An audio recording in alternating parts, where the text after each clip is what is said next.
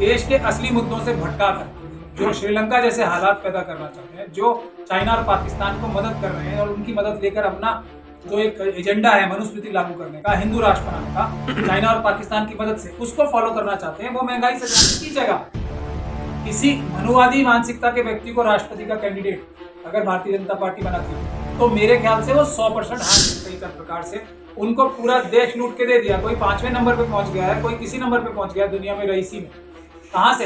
यही हम लोगों का पैसा। तो अगर प्रॉपर्टीज बेची जा रही है तो वो प्राइवेट प्रॉपर्टीज, ये सबसे बड़ा गुनाह है देश में। सब पे ताले लगा रखे हैं और हमारे जितने भी संस्थान है, पर्सनल लॉ बोर्ड से लेकर जितने भी मुस्लिम संगठन है, वो सब सोए हुए हैं। अगर ये सारी मस्जिदें खुल जाएं तो किसी को सड़क पर नमाज पढ़ने की जरूरत नहीं पड़ेगी। ये तो पब्लिक प्लेस क्या मतलब क्या होता है वो हमें समझने की जरूरत है। कानूनी पब्लिक प्लेस का मतलब क्या होता है?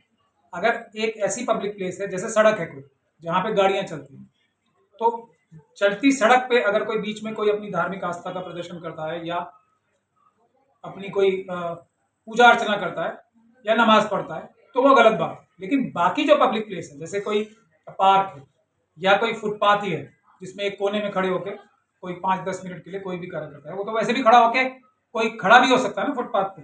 मना है किसी को फुटपाथ पे खड़ा होना? नहीं है ना मना। तो वो हाथ जोड़ के भी खड़ा हो सकता है या नमाज पढ़ने के लिए भी खड़ा हो सकता है। पब्लिक प्लेस है। उसी तरीके से पार्क, जो पार्क होते किस लिए? पार्क इसलिए होते हैं कि वहां लोग जाएं, घूमें फिरें, कोई पिकनिक मनाएं या कोई किसी को अगर पूजा अर्चना भी करनी है कुछ टाइम के लिए तो वो भी कर ले। तो ये है बेसिक कॉन्सेप्ट जो कानूनी वो है। पब्लिक प्लेसेस का मतलब होता है जनता की जगह। तो जनता तो सभी है ना।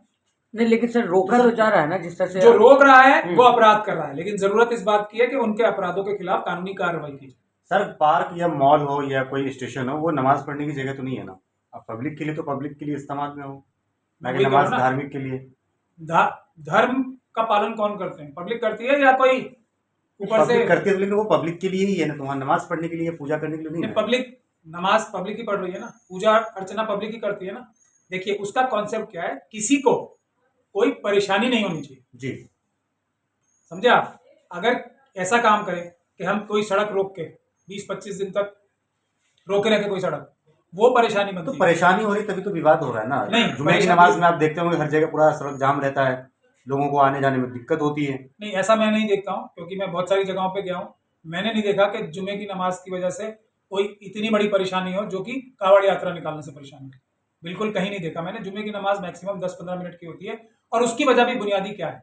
बुनियादी वजह उसकी ये है कि जो ASI सारे कदीमा की जो मस्जिदें हैं उनमें सब में ताले लगा रखे हैं और हमारे जितने भी संस्थान है, पर्सनल लॉ बोर्ड से लेके जितने भी मुस्लिम संगठन हैं, वो सब सोए हुए हैं।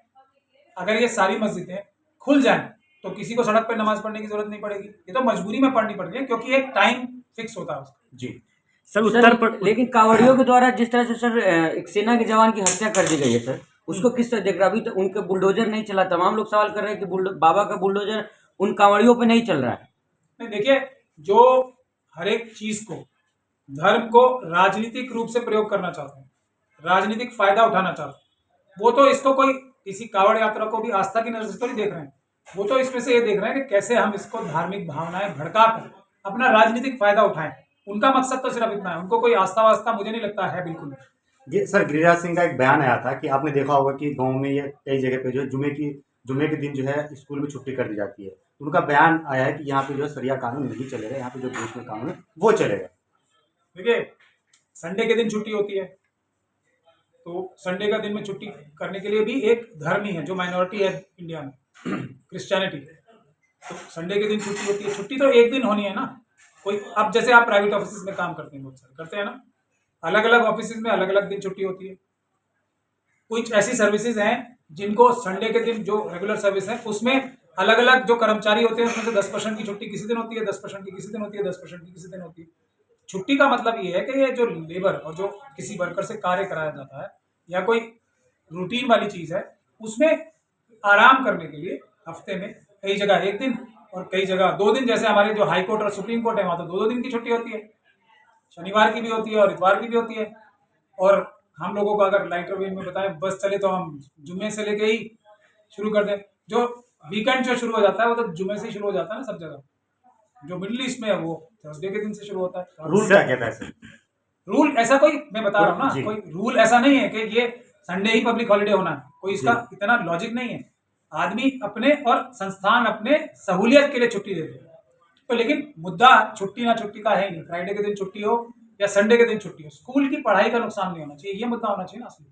लेकिन जिन लोगों को देश के असली मुद्दों से भटका कर, जो श्रीलंका जैसे हालात पैदा करना चाहते हैं, जो चाइना और पाकिस्तान को मदद कर रहे हैं और उनकी मदद लेकर अपना जो एक एजेंडा है मनुस्मृति लागू करने का, हिंदू राष्ट्र बनाने का, चाइना और पाकिस्तान की मदद से उसको फॉलो करना चाहते हैं, वो महंगाई से ध्यान भटकाना चाहते हैं, वो जो दुनिया, जो पूरे देश में नौकरियां चली गई हैं, जो पूरे देश में प्राइवेटाइजेशन हो गया है, जो कुछ अपने जेब के जो इंडस्ट्रियलिस्ट हैं या दो मित्र इंडस्ट्रियलिस्ट हैं जो उनके आका हैं कई तरह प्रकार से, उनको पूरा देश लूट के दे दिया। कोई 5वें नंबर पे पहुंच गया है, कोई किसी नंबर पे पहुंच गया है दुनिया में रईसी में। कहां से?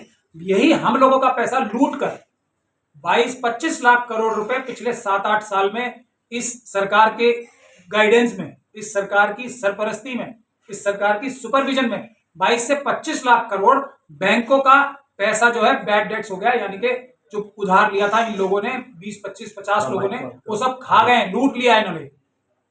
किसी घर में अनाज देने की आवश्यकता नहीं पड़ती अगर ये 20 से 25 लाख करोड़ जो लूट के अपने मित्रों में बांट दिया है इस आरएसएस और बीजेपी की सरकार ने, कोई 80 करोड़ लोगों को अनाज मुफ्त 5 किलो नहीं देना पड़ता, क्योंकि ये उन्हीं 80 करोड़ लोगों का पैसा है जो लूट के अपने अडानी अंबानी में बांट दिया गया। सर, सरकारी जो प्रॉपर्टीज है उसकी जो प्राइवेटाइजेशन हो रहा है उसके जो है खिलाफ में प्रधानमंत्री मोदी के खिलाफ में जो जगह जगह जो देशद्रोह का मुकदमा दर्ज कराया जा रहा है, उसको आप किस तरीके से देखते हैं? बिल्कुल सही काम है ना। ये एक सबसे बड़ी देखिए जिम्मेदारी प्रधानमंत्री जी अब हमारे देश के प्रधानमंत्री हैं, चुन के आए हुए प्रधानमंत्री हैं, तो उनकी जिम्मेदारी है।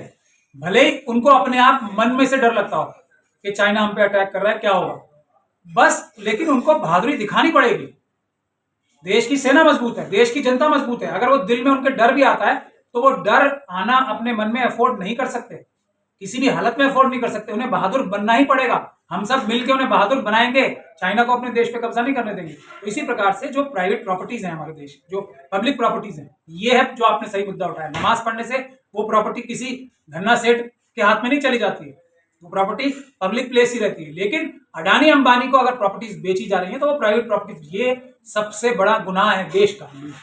तो इस पे जो काम कर रहे हैं लोग, वो अच्छा काम कर रहे हैं, और प्रधानमंत्री को तो बहादुर बनना ही पड़ेगा। हम लोग जबरदस्ती बहादुर बनाएंगे। तो प्रधानमंत्री मोदी तो बहादुर पहले से ही हैं। नहीं, बिल्कुल ऐसा आपको उनके पास वो कहते हैं, छप्पर इनका सीना है उनके पास, वो कहते हैं। नहीं, सीना भले होगा लेकिन दिल और दिमाग में बहादुरी होती है, वो छोटे ही होते हैं। चाइना गुलाब दिखाने के लिए हाथी के दांत होते हैं ना, खाने के और दिखाने के और, जो छाती होती है वो दिखाने की होती है।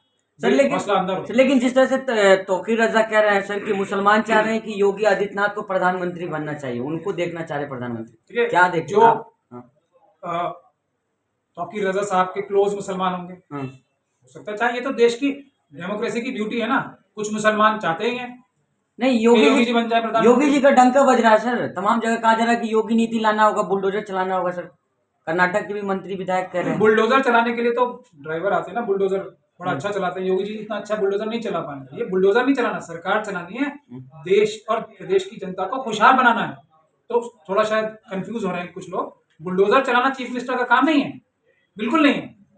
चीफ मिनिस्टर साहब का काम होता है जो उन्होंने अपना जो मैनिफेस्टो निकाला है उस पर अमल करना। उसमें तो वो पूरी तरीके से फेल हो रहे हैं। अभी उन्होंने हमारे प्रधानमंत्री जी को हम बहादुर बनाने की तो चेष्टा कर रहे हैं, लेकिन उन्होंने झूठा साबित करने के लिए काम करा दिया है।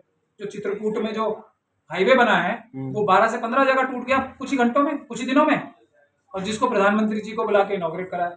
तो ये देखिए, ये बात ठीक है कि योगी जी में कुछ खासियतें हैं जो प्रधानमंत्री जी से अच्छी हैं, आज के मोदी जी से, अमित शाह जी से भी अच्छी हैं। कुछ खासियतें अमित शाह जी में हैं जो योगी जी से अच्छी हैं, और कुछ खासियतें ऐसी हैं मोदी जी में जो योगी जी से अच्छी हैं। तीनों मिलाकर के देश चला रहे हैं ना।